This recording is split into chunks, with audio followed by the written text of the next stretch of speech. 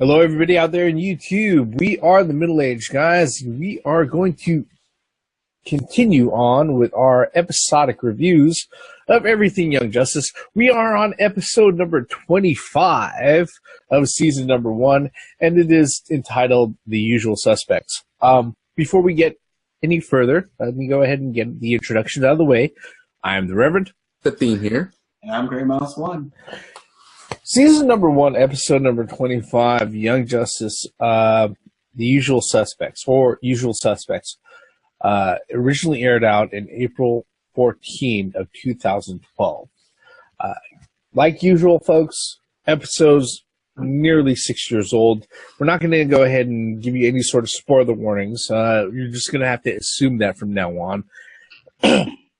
Because within this particular review, after a short synopsis, we're going to cover what we liked, what we didn't like, or if there are any details that we would like to change.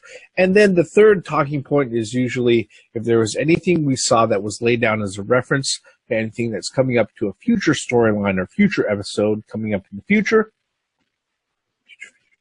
Yeah, that's a lot of things in the future. Those are the types of things that we're going to talk about, okay? With all of that out of the way, let me go ahead and let me get the synopsis taken care of. Season 1, Episode 25 opens up with the newest members of the Justice League being presented out to the public in front of the Hall of Justice.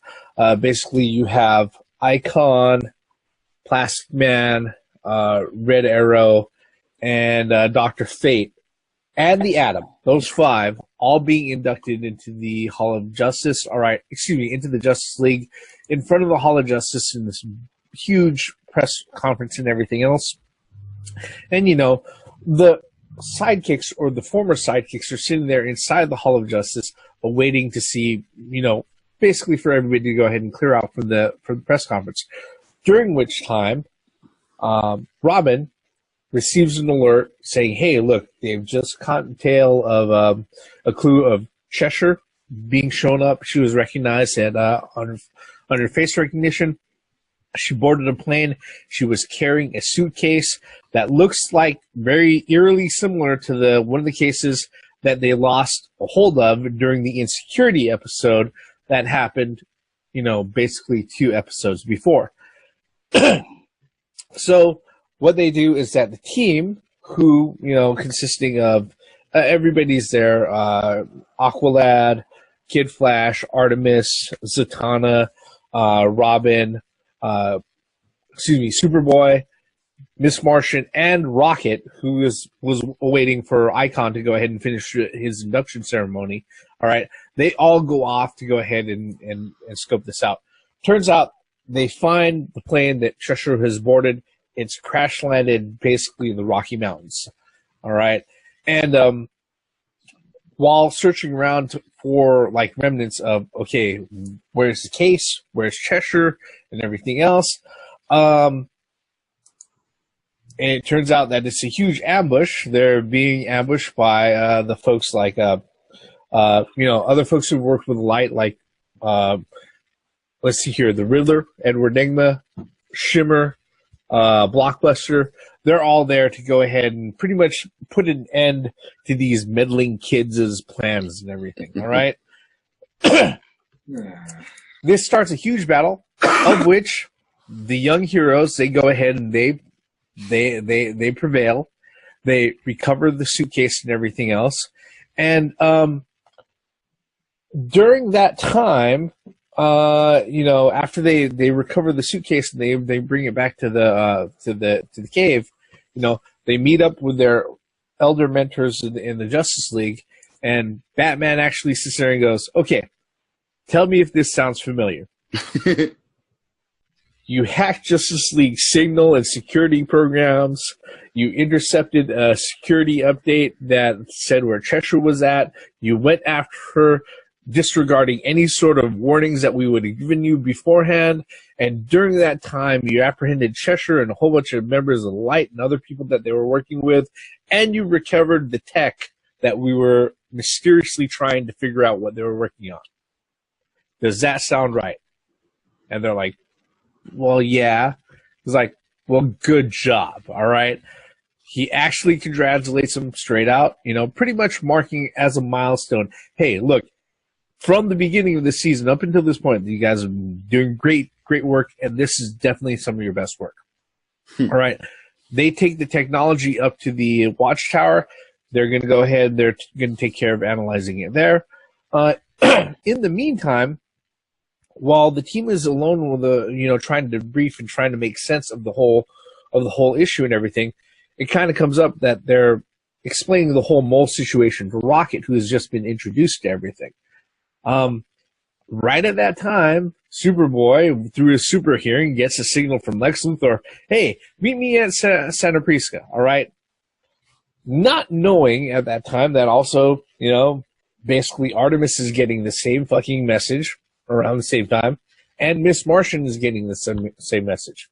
So all of them show up in Santa Prisca. Turns out that you have Lex Luthor, Queen Bee, Sportsmaster, and other members of the Light. They've got some huge thing planned up in their head that they're going to go ahead and they're going to enact. They need these kids as part of their plan.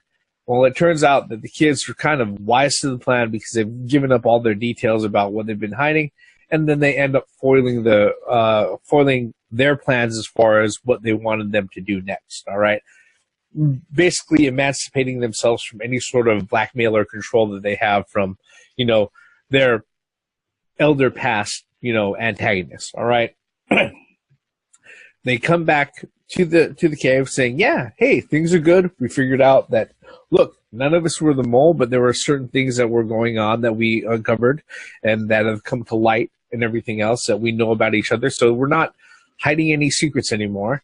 And then the episode finishes up showing the folks in the Justice League all under the mind control of the biotechnology pieces that were brought up to the Watchtower in order to be analyzed.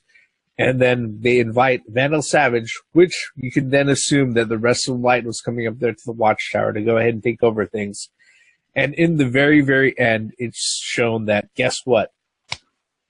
Red Arrow, Speedy, was the mole all along. And that's where the episode ends. All right? I think that pretty much covers everything, right? I didn't leave any thread loose out there? All right. So, with that all out of the way, and that's pretty much the table as it's set for this particular episode, we're going to go ahead and address the first talking point. What did you like about this particular episode, guys? Floor is open. 2 battle scenes, speeding up the story. I mean, damn, what else could you have asked for here on a superhero cartoon? I really like this cartoon because, again, you had 2 battle scenes that really fucking meant something, and then expanding the story, and everything came full circle. I love this episode. Gray Mouse, what about you? I kind of feel the same way. I liked the story development, and the payoff at the end of this episode was definitely one of those. For the last, when was it? 14, 15, I think is when they started talking about the mole. Somewhere around that area. Oh, the mole? Yeah. Yeah. I got a payoff, 10 episodes later. It was a great payoff. Yeah. I really liked that, and I really liked how I feel that the team is a team, 100%. I mean, they fully trust each other now, up to the point because there's really no secrets left. And I'll just end it here real quick with Robin being Robin. I knew what I'm a detective. Yeah, the whole mole within the team storyline actually started all the way back in episode number 10, Target's episode. When Aqualad and Red Arrow are in Taipei, when they're doing their thing over there, and they're handling the whole peace summit with Lex Luthor and everything else. So this particular one it brings a cap to a very long running storyline that they've storyline arc that they've had going through for more than half of the season. Yeah. It's been pretty much probably the predominant storyline arc that's been there in the background. So when it goes again, the whole season too, especially this particular episode. We talked about how the end of episode number 24, Performance, that was a huge misdirection. There is no mole in the team, all right? But guess what? It turns out the mole in the team is Red Arrow. It's been him all along, all right? Even though he hasn't been there firsthand, the thing is that he's personal friends with, with Robin and Kid Flash and everything else. They're the guy, and Aqualad, they're the guys who, he's a close confidant. He's going to be able to relay a lot of the information that comes from them from a very personal point of view. So that right there is paid off in spades. All right. And then you also have the fact that they shove a lot into this episode. Like Theme said, 2 action scenes, not just one big action sequence, but 2 big action sequences and everything like that. I can imagine that if this was the 8-year-old me watching this as a Saturday morning cartoon, I would have been like, yeah. If I had pulled a bowl of cereal for myself at the beginning of the episode, it would have been soggy by the time I would have gotten back to it because shit was just happening so fast. There was just so much stuff that was going on in this particular episode. All right. Before you go to the next, go ahead. I wanted to throw in a little bit real quick. And this mole thing is going to pay off even more later. Wait, there's more. It's not. This ain't the end. Yeah. And it just, wow. You're like, that's what really made this one amazing. And like you said, my Cheerios or my Fruit Loops probably would have, being Red Arrow being the mole, it probably would have spilt. Yeah. That was a bombshell. You're like, really? All this time?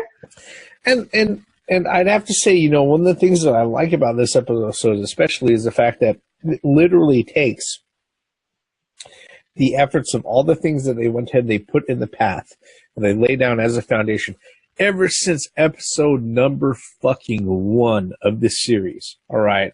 Go ahead and show you. By the way, ta-da, here's the big payoff. All right.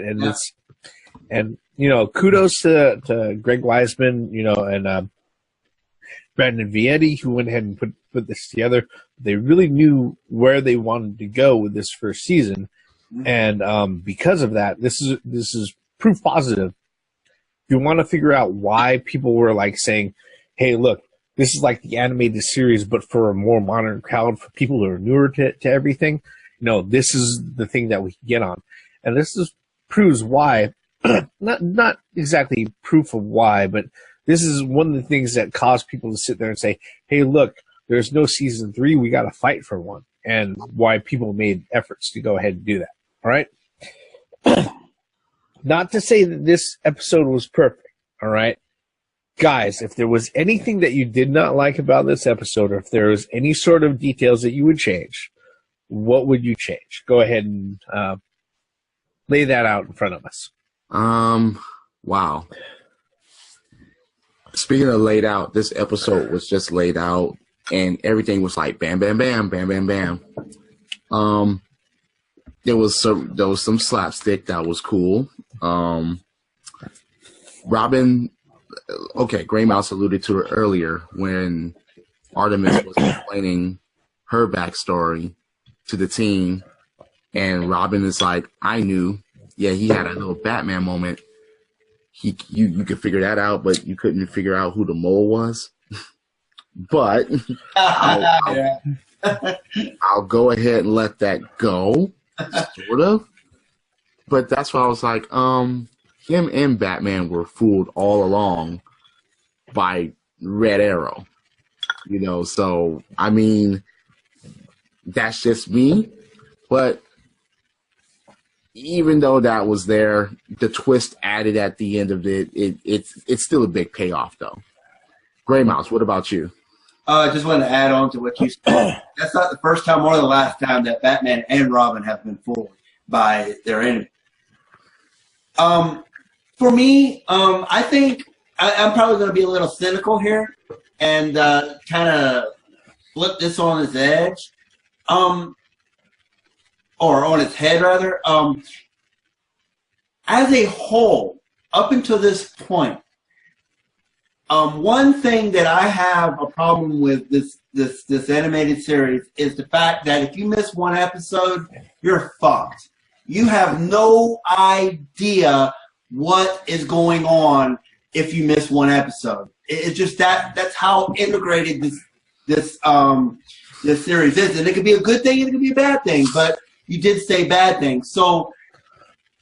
In this episode, in order for you to really get that Mike Tyson punch out right in the face, knockout in 2 seconds type of punch out, you had to watch the series the whole way through. And then, like you said, it was on Cartoon Network and at weird times. You know, not sometimes it came on, sometimes it didn't all the time. And so you're sitting there, you're guessing when it comes on, right? So if you miss an episode, an important episode, you're like, I feel that this should have been more powerful than it was. We're lucky that we could actually, you know, in hindsight, you know, it's 2020, right? So we actually got to see the series as episode 1 through 25. And yes, that payoff is phenomenal. You know, that's a great payoff. But like I said, you know, I hate to be the only one in here that says this, but I mean, it's the truth. And episode 25 too, I felt like it was very, very fast paced. I mean, you can't even go to the kitchen to get a Coke and come back or you'll make something. You know, you can't go get a sandwich. Hey, wait, you were supposed to pour your cereal before the show began. Yeah. Or got your Coke. But yeah, that would be the only complaint that I have. So the complaint I have as a whole, you know, it's very integrated. It's very good writing. But if you miss an episode, I mean, you could miss a secret episode and not be affected. You know that was coming, right? Yeah. you could have missed that one. You would have been okay. That was, but that's my complaint. You know, I mean, maybe that should have been waited until after we watched 26. But it's. I figured that just throw it in here now and maybe a little later too. So, Reverend, what about you? No, I'd have to say your complaints are valid. I'd have to say my only 2 things that I would have on this, because when I was first writing my notes for this particular one, I had a really hard time going ahead and trying to sit there and find, okay, was there something that I didn't like? Well, in general, I liked the whole episode, all right? But was there something that I could change or that I would prefer to change? There are actually a few things, all right? Or at least a couple. Concretely, at least 2. All right. The first thing is that this episode really teeters on following on to that magical wrap-up type episode. All right. Literally, when they go ahead and they do the whole, hey, look, we're all going to show up for Sunday confession, but nobody's going to be hiding behind this silk fucking screen wearing a Catholic, you know, priest habit. All right. Where they're all sitting there confessing their secrets and stuff like that. You know, all of that sits there and it falls in line, and they go ahead and they set that up and they throw that out there in the middle of the episode, all right? It really does feel very much, like I said, that magical wrap-up Deus Ex Machina where it's like, well, by the way, everybody's kind of, you know, oh, shit, they're all showing up on San Prisca. They're all fucked, all right? That's pretty much the initial impression that you get, especially if this is the first time that you're watching the season, all right? And then you find out, oh, well, they all told each other, you know, beforehand, before they showed up, and, you know, they had enough time to go ahead and not only tell each other beforehand, but come to an understanding, work out a plan, work out any sort of, you know, psychological programming and brainwashing and suggestions and magical curses or anything otherwise, all right? I mean, literally, they were able to find a rabbit, cut off its fucking foot, all right, dry it up, and hang it on each and every one of their fucking belts, all right? This is type of Deus Ex Machina fucking magical wrap-up hand of God type shit, all right? If this happened at the very, very end of the episode, it would have driven me batty, all right? But it happened in the middle, okay?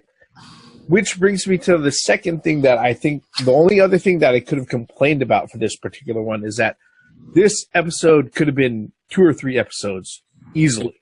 Yeah, it could. Right. There's too much going on. There is so much shit going on in this particular episode. All right. Granted, we know, hey, look, episode number 26, that's the end of the episode. And this is, end of the season. This is what they've been working toward for the previous 25 fucking episodes beforehand. But if there's a real big complaint that I have about this particular episode, all right, as much as I liked it, is that they could have easily worked this into 2, possibly 3 episodes. All right. And that if they would have done it that way, you know, hey, if I was that little kid watching this in the Saturday morning cartoons, I could have eaten my cereal during the meantime. All right. Sure. Yeah. The fucking Captain Crunch would have cut up the top of my fucking mouth. Yeah. I understand that. All right. But at least the Crunch Berries would have been soggy by the time I would have gotten to them, all right? That's what I'm talking about, okay? But all things considered, if those are the only 2 things that I can go ahead and complain about, that this is, those are earmarks of a really good episode, all right? All right.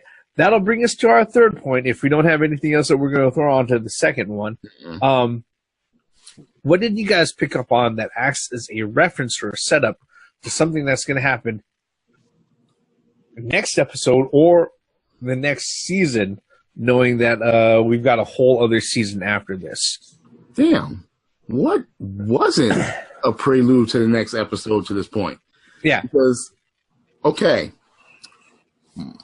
Miss Martian comes clean, Superboy comes clean, Artemis comes clean. Okay, you have that all wrapped up. And okay, Rocket joining the team. Great addition to the fucking team. Wow. Fucking Vandal Savage in the fucking watchtower. Everyone kneel before Savage. God damn it. What? All right. Most of these episodes had endings that were cliffhangers, but that was a fucked up one. This one's about the closest to being punched in the gut ending. Yeah. Because you're sitting there and you're like, these motherfuckers are in his control now. Why do I have to wait until imagine waiting until next week for the next episode for this shit. That's horrible. That's horrible stomach churning. It's like, fuck. Okay, so is the whole world going to get fucked up, destroyed? What about what's going to happen to the team now since these motherfuckers are under his control? But, I mean, look, I'm taking too much time. Gray Mouse, what about you?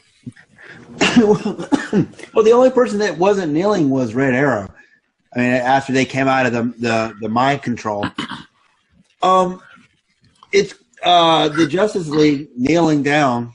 That is definitely a punch in the stomach, and that's actually going to set up pretty much whole season 2. Yep. Because of the so that's about it. And Rocket joined the team. Yeah.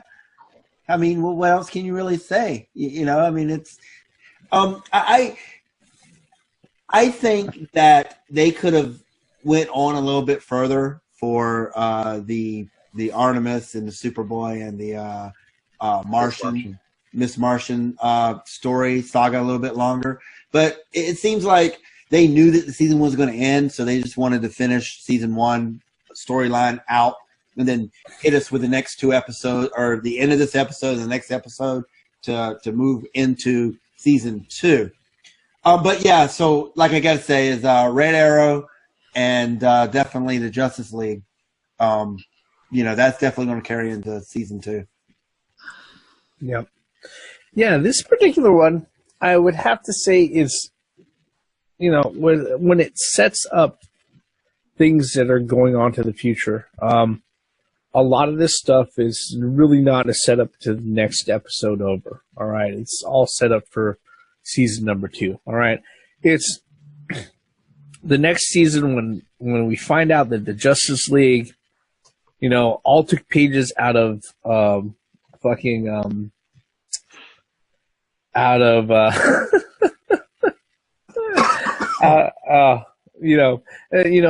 that the Justice League ends up, brainwashed, mind controlled, and under the control of the light, and they do a whole bunch of things, even just a short amount of time. All right.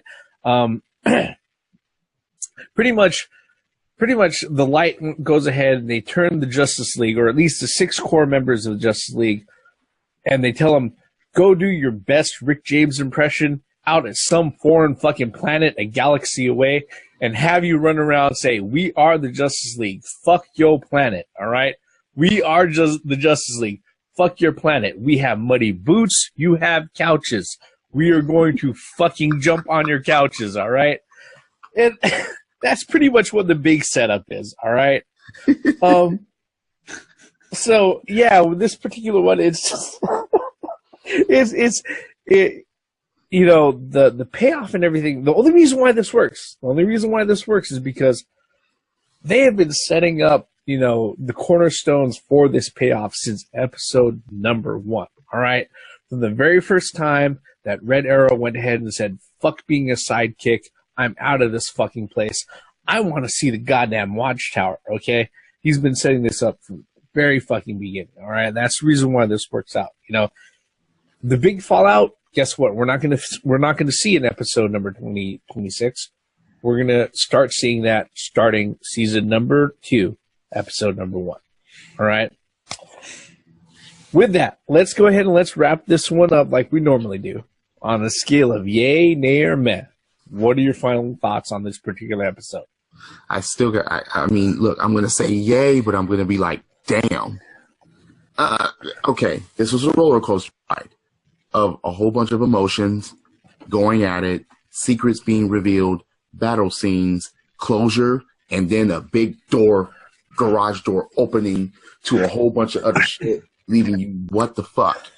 Like, god damn it. How are they gonna get out of it? This is not some Scooby-Doo mystery shit. Everybody was like, how are they gonna get out of this? Yeah. There's no way that these motherfuckers are gonna get out of this. But yeah, I'm still going to give it a yay. What about you, Gray Mouse? Yeah, I definitely give this a yay as well. I think that most of the characters in this episode stayed true to who they are, particularly Edward Nygma. Also, even Lex Luthor. Even that was Lex Luthor. That was Lex Luthor. Talk to you. What do you think, child? If you expect to stop me, child, talk to my lawyer. And old girl, yeah, he was like, young man. Blue Aquaman, no, young man. Yeah, young man. He's like, young man, if you're going to get in my way, you need to talk to my lawyer. Like, talk to my attorney. Like, damn. Talk to my attorney. And old girl, what was her name? Liberty? Mercy. Yeah. I was like, oh, and that's the savage of, no pun intended, of Lex Luthor. Of Lex Luthor. That's Lex Luthor to a T, and that was just great. And there's a lot of slapstick in there, If you know the characters, you understand that's how their character would act. And yeah, I definitely give this a thumbs up. 2 thumbs up. Definitely yay for Grey Mouse. Yeah, for this one's a nay for me. No, that's fucking impossible. All right, yeah, this is a yay. All right, look, if this wasn't the case that I've seen this particular episode for, like I said, the 12th, 14th, 24th, 30th, 50th fucking time, all right? I remember watching this episode the first fucking time, and it was like, no! Yeah. No! First aired, and I'm like, I was like, really? no. Fuck, really? All right. Like I said, my biggest complaint about this episode, or the biggest detail that I would change, is that in a perfect world, you would work this out into like 2 or 3 fucking episodes, all right? Which means there is so much in this episode that it's really easy to sit there and work it out into something more, all right? That's one of the biggest, compliments I can go ahead and give it. Not only the fact that they're wrapping things up that have been, seeds have been sown ever since episode number 1 of this series, all right? Mm-hmm. But they are well on their way to cracking things open and setting the stage for season number 2 that's coming up, Muddy Boots be damned, all right? Just wondering who's going to play the role of Charlie and Eddie Murphy in next season, but we'll find out soon enough, all right? It's one of those things where it's like, this is the reason why this works out is because the folks who are running the show, they knew that they had to lay down the groundwork. They had to go ahead. They knew that they had 26 episodes to work with, and they had to make sure that everything was in place so that when it finally turns out, hey, Red Arrow is the mole, this is what the light is actually trying to go for. This is what their whole goal has been for the whole fucking season. It carries weight because you can see that this is what they've been working toward. All right. And, I haven't even gotten to all the one-liners and other little details and other things that have happened as far as this particular episode, Gotta love an army of me. Yeah, exactly. There's so many fucking things to go ahead and get to. Oh, all right, confession time. So who's next? No, I was kidding on that. You know that, right? I mean, there's just... Damn. I'm not a scrub, but... Ambush. Yeah, I mean, there's returns. Yeah. There's so many things that are going on with this particular one that it was just... Yeah, and of course, this is yay. And then you even saw the tech that was fucking bloom tubed. Yep. From Apocalypse. So a lot of things came full circle in this episode. Yeah. And remarkably, they were still able to leave things open enough where there's still a lot of things that you're looking forward to, not just with episode number 26, but with season number 2 going forward. All right. Which, I got to say, incredible thing to do. All right. Mm-hmm. Especially considering it's an animated series, and most people don't think... Look, let's just be honest. Most production teams don't even put in half the effort. No. All right? Oh, and we found out what the Witch Boy was doing with that biotech as well. I mean, that's up everything. Yep. Close doors and open up a whole bunch of new ones. Damn. Exactly. All right. So, given the time that we have left, all right, I'm going to go ahead and I'm going to try to wrap this particular review up. That's pretty much where we're at with season number 1, episode number 25, Usual Suspects for Young Justice, that aired out on April 14th, 2012. Obviously, we all loved the episode, folks. If you watched this particular video and review up until this point, thank you very much for doing so. But what we really want to know is, what did you think about the episode? What do you think about our reviews? Are we full of shit? Did we miss something? You can go ahead and let us know by leaving us a comment below. And if you really like this particular review, we'd appreciate it if you hit the like button. If you honestly didn't like it, I won't blame you if you hit dislike. It's all up to you. And if you really like what we do here and you want to stick around to see what we do next, I do highly suggest that you go ahead, turn on your subscription to these particular channels, turn on those notifications, and you'll know whenever either any one of us go ahead and put out a new video, as either ourselves, Gray Mouse, the Reverend, myself, or the theme by ourselves, or everybody as the middle-aged guys, you know, because we'll be happy to go ahead and show up on this on YouTube in front of you, bullshitting about nothing, because that's what we do. All right, That's what we do. Yep. With that, we're going to go ahead and we're going to bring this particular review to a close. All about season 1, episode number 25, Usual Suspects. I'm the Reverend. The theme here. And I'm Grey Mouse One. All forms of entertainment has the right to exist, even if you don't like it. Credits.